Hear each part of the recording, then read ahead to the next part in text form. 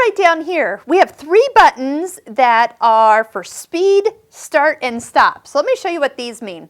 Well, the speed is going to be the obvious one. So if we don't want it to sew as fast, which is great if you're doing some real intricate work, or if you're sewing with a youngster, you can go ahead and reduce the speed. And you'll see it change right here on the bottom corner of the screen.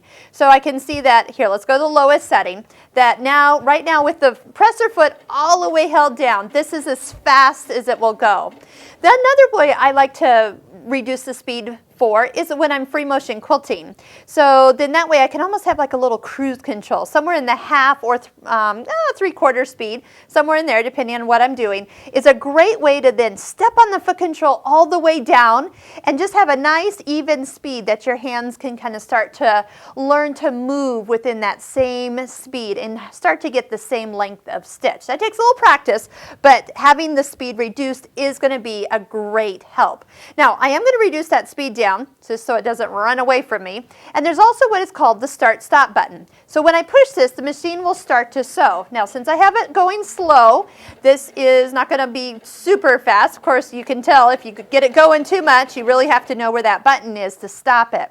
This is good if you ever forget to take your foot control with you. You're not totally a sitting duck by not having a way to sew. You can use the start stop button. It's just a lot of finger pushing. But you know what I love to use this for?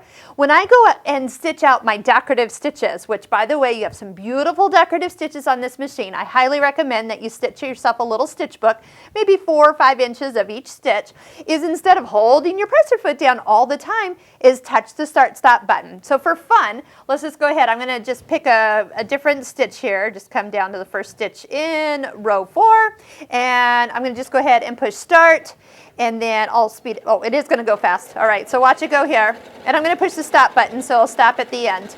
And then all I have to do is just wait for it to stop. There we go, and then I'll just do the scissors.